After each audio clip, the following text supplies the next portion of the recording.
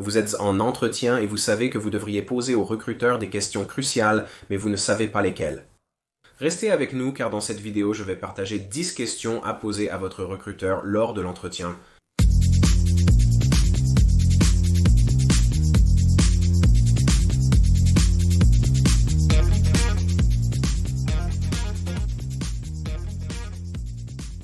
Salut tout le monde, c'est Brian de A Life After Layoff et aujourd'hui je veux vous parler des questions que vous devriez poser à votre responsable du recrutement lorsque vous êtes en entretien.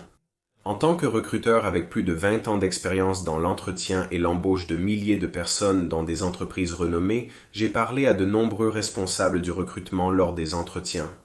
Et l'une des choses communes qu'ils me disent, c'est qu'ils n'aiment pas quand les candidats ne posent pas de questions car cela montre essentiellement un manque d'engagement. Donc, en tant que candidat ou chercheur d'emploi, vous voulez vous assurer que vous posez ces questions pendant le processus d'entretien, non seulement pour satisfaire l'intervieweur et que vous êtes curieux du travail, mais vous devriez généralement essayer de les évaluer en même temps. Si vous suivez ma chaîne, vous savez que je suis un grand partisan d'être très sélectif sur les types de rôles que vous acceptez. Un mauvais emploi peut vous faire reculer de plusieurs années dans votre carrière. Les questions d'entretien sont donc cruciales. Alors, je vais vous donner quelques idées à poser à votre interlocuteur pendant le processus d'entretien. Espérons que certaines de ces idées feront tourner les roues sur les types de choses que vous devriez vérifier par vous-même. Nous voulons interroger l'entreprise autant qu'elle nous interroge. L'échange doit être réciproque. En fait, les meilleurs candidats que j'ai interviewés dans ma carrière donnaient l'impression de m'interviewer plus que l'inverse. Nous souhaitons donc vous mettre dans un état d'esprit un peu plus affirmé lors de vos entretiens d'embauche. Voici quelques suggestions de questions à poser lors de votre entretien. Ce ne sont que des idées pour vous aider à démarrer. Vous n'avez pas à poser toutes ces questions. Choisissez simplement celles qui vous semblent les plus appropriées. Et à la fin de l'entretien, quand l'intervieweur vous demande si vous avez des questions, alors vous pouvez commencer à énumérer certaines des questions les plus pertinentes et cela donnera l'impression que vous êtes très engagé et, espérons-le, vous allez réellement apprendre quelque chose sur l'opportunité avant de la saisir.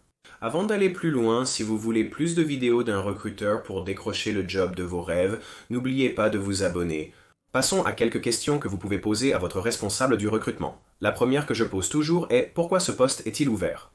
Parce que cela va vous donner une assez bonne idée de la dynamique du département dans lequel vous vous engagez.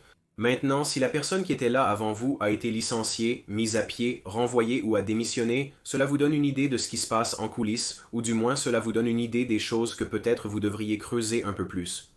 Si les anciens employés ont démissionné, demandez à l'intervieweur pourquoi ils ont quitté leur poste par simple curiosité.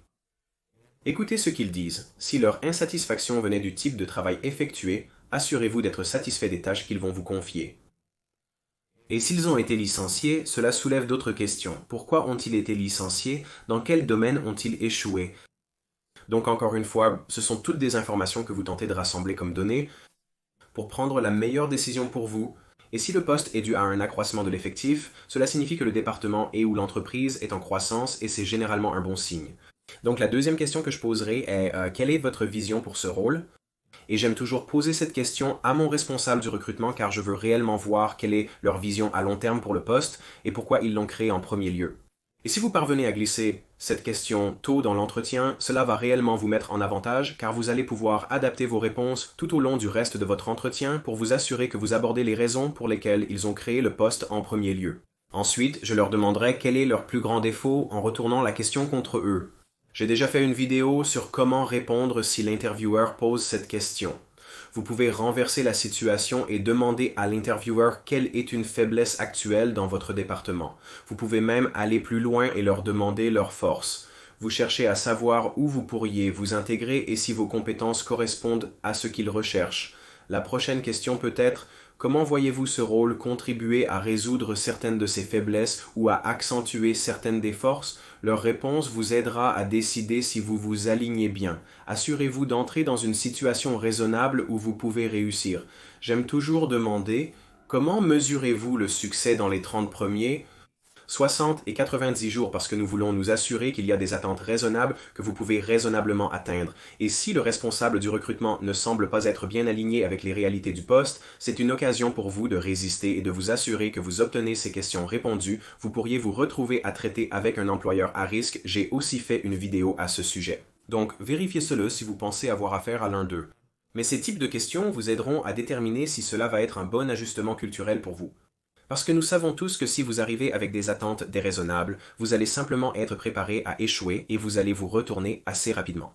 La prochaine question suppose qu'il y avait quelqu'un précédemment dans le rôle qui a peut-être été promu ou est passé à autre chose.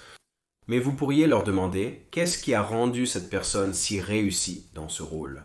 Et en écoutant attentivement ce que le responsable du recrutement dit, cela va vous donner une idée des choses que vous devrez faire pour être également réussi. Alors prenez note mentalement et si vous obtenez l'offre, vous avez déjà un plan pour réussir en reproduisant ce qu'ils ont fait. Si vous essayez de gravir les échelons, la prochaine question sera cruciale. Où voyez-vous des opportunités de croissance à long terme? Dans une autre vidéo, j'ai dit de ne pas demander de promotion immédiatement, mais je faisais surtout référence à l'anxiété de vouloir passer rapidement à des choses plus grandes et meilleures, plutôt que de se concentrer sur le poste actuel. Mais il est raisonnable pour un candidat de vouloir connaître son parcours professionnel potentiel à long terme.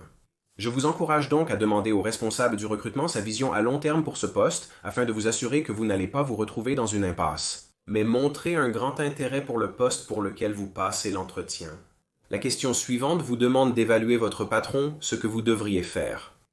1. Vous devez savoir si vous allez bien vous aligner avec leur style de leadership et si cela va être un bon choix pour vous à long terme. Alors comment nous demandons directement comment décririez-vous votre style de leadership ou vous pouvez leur poser une version dérivée de cette question qui est un peu plus amusante. Si je demandais à vos subordonnés directs de vous décrire en tant que leader, que pensez-vous qu'ils diraient? Et puis nous pouvons voir si le manager est conscient de lui-même. Ils n'admettront probablement pas être un mauvais patron, mais il serait intéressant d'entendre comment ils perçoivent leur propre style de leadership. Souvent, ils n'ont peut-être jamais envisagé cette possibilité, mais il est toujours bon de comprendre le type de patron pour lequel vous allez travailler et si cela serait un bon choix pour vous dans votre carrière. Et les dernières questions concernent la stratégie de l'organisation car cela va être un élément critique. Vous ne voulez pas rejoindre une organisation qui n'a pas de direction stratégique ou une direction en laquelle vous ne croyez pas vraiment ou pire, en laquelle les employés eux-mêmes ne croient pas. Et nous devons savoir qu'il y a une certaine longévité et une certaine stabilité dans le poste car vous ne voulez pas quitter une situation solide pour une nouvelle opportunité et découvrir qu'ils sont sur un terrain instable et que vous êtes licencié immédiatement. Je vous recommande de faire vos devoirs avant d'entrer et de connaître leurs principaux concurrents. Et s'ils ont une nouvelle technologie à venir qui semble bouleverser l'industrie, vous voulez certainement les défier à ce sujet et dire « Maintenant j'ai remarqué qu'un de vos concurrents a sorti un nouveau produit, processus ou idée vraiment intrigant. » Comment cette entreprise prévoit-elle de répondre à cela et de rester en tête du marché? Toute entreprise respectable est déjà consciente de ce que font leurs concurrents et a au moins une idée de la direction stratégique qu'ils prennent. Si ce n'est pas le cas, c'est un signal d'alarme et vous devriez poser plus de questions. Voici donc la dernière question, une question amusante que j'aime poser aux recruteurs. Cela les pousse à réfléchir de manière stratégique et vous donne une meilleure idée de ce qui leur passe vraiment par la tête. Si vous aviez une préoccupation qui vous empêche de dormir la nuit, concernant votre département ou l'entreprise, quelle serait-elle? Et écoutez très attentivement ce qu'ils disent, car vous allez obtenir de très bonnes informations sur ce qui se passe réellement en coulisses. Voici quelques questions que vous pouvez poser aux recruteurs pendant votre entretien d'embauche. Et souvenez-vous, vous voulez poser des questions pendant votre entretien et vous n'avez pas à attendre la fin de l'entretien pour que l'intervieweur dise « D'accord, avez-vous des questions pour moi ?» Pendant l'entretien, n'hésitez pas à dialoguer avec l'intervieweur pour créer une conversation à double sens. C'est la meilleure méthode pour réussir l'entretien. Si vous avez besoin d'aide pour le processus, c'est ma spécialité. Mon site web alifeafterlayoff.com offre des conseils d'initiés sur comment se démarquer auprès des recruteurs, réussir les entretiens et décrocher le travail de vos rêves. J'ai également des cours de formation où je partage mes connaissances les plus approfondies. Le premier s'intitule Resume Rocket Fuel. C'est un guide étape par étape sur comment rédiger un CV efficace qui a le plus de chances d'être remarqué par les recruteurs. Ce cours vise à vous décrocher ce premier entretien. Ensuite, le bootcamp ultime pour chercheurs d'emploi est conçu pour vous mener jusqu'au bout.